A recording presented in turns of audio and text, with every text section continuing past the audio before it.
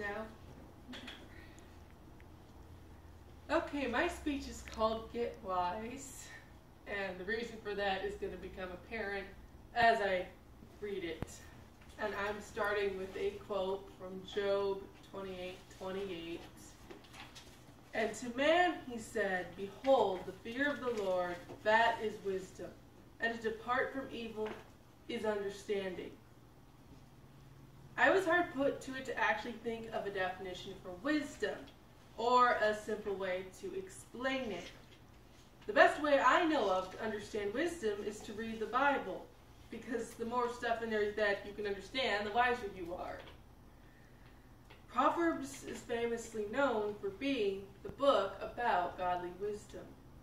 But a lot of Proverbs have been retold or hit upon by other sources. Aesop's Fables, for one, often has morals that line up with Proverbs exactly, as did our founding fathers in their writings, especially Thomas Jefferson. In Proverbs, we are told to desire wisdom above rubies, above gold and silver, to get it and understanding above all else. Well, why? Why are we told that? Well, most of the sayings in this book are attributed to King Solomon or his mother Bathsheba. And Solomon apparently wrote the book for his son, because he addresses his son several times in the first few chapters. And Solomon is known also as the wisest man on earth before Jesus. He solved the toughest court cases brought before him. Y'all probably have heard of the two mothers and the baby that he was going to cut in half, and then he figured out who the real mother was instead. Okay, some of you are nodding, so you must have read that story. That's a really interesting story. He answered the Queen of Sheba's hard questions, and he built the temple of the Lord. But Solomon was not born this way. When he was still a child, by Hebrew standards, he became king, and God visited him, telling him he would give him one request, and whatever he asked, he could have it. How many stories and movies have been centered around this idea? The Midas touch, for one.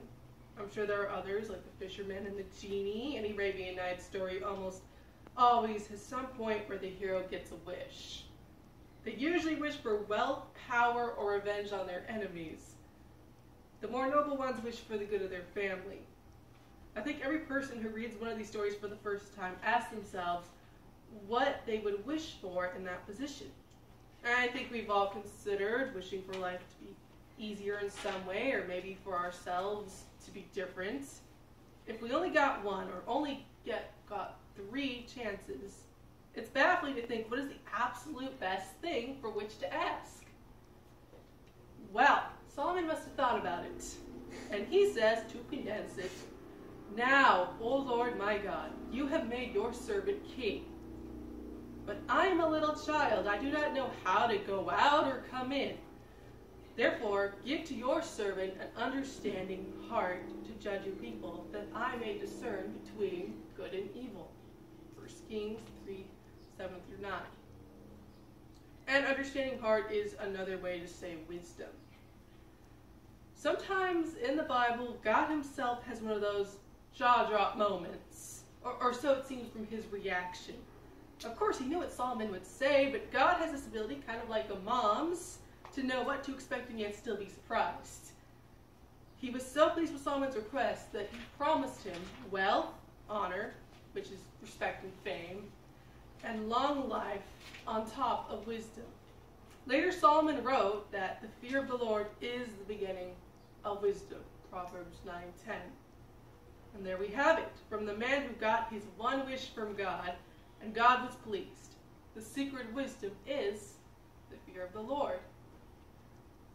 Very few people like that answer. Why should we have to fear God to be wise? Human beings have to fear something. Fear is a natural emotion, but like all emotions, it needs to be directed at the right thing, in the right amount. The fear of the Lord is the healthy kind of fear. Until we fear him, we will not cease to fear anything else. You have to be more afraid to be out of God's will than to be out of your own controlled area before you can really learn from him. That said, wisdom is born of the other thing Proverbs is always telling you to seek, usually right along with wisdom. Understanding. It is because to be wise, you must first understand the things of life as they really are. That is why the Christian believes true wisdom comes from God alone, because only he can show you things as they truly are. And I think a good example would be when Solomon judged between those two women, he saw how things really were. Like the one woman actually cared about the child, the other woman just wanted her baby because hers had died, and she didn't want to take the flack for that. This is why the Christian belief. Wrong place. The word understanding that Solomon uses in the above verses is synonymous with hearing. A hearing heart is a wise heart. Being willing to hear what God or any wise person tells you is crucial to understanding. And why do I stress that it has to be God's wisdom? Because in the words of Portia, if to do were easy to know what it were good to do, chapels have been churches and poor men's cottages princes' palaces.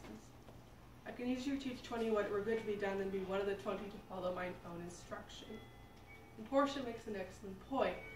It is easier to know the wise choice than it is to make it. The wise choice is always the best one, morally, practically, and in the long run, emotionally, but we all know people very seldom make the best choice of their own accord.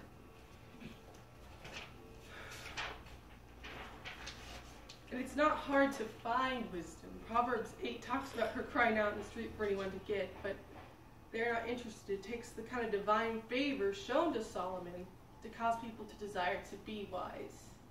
But what I'm saying is God had to make him know that was the best choice for him to choose it. So in the end, getting wisdom is not hard. Wanting it is. And according to Proverbs, fools are the people too set in their own ways and own opinions to seek counsel and learn by it, according to many Proverbs, actually. Many prefer to talk about their feelings and their problems till the cows come home rather than spend 5 minutes listening to good advice. Not quite. I was just wondering how I was doing for time. Oh, okay. Well, you're over. Okay, I'm just going to wrap this up then.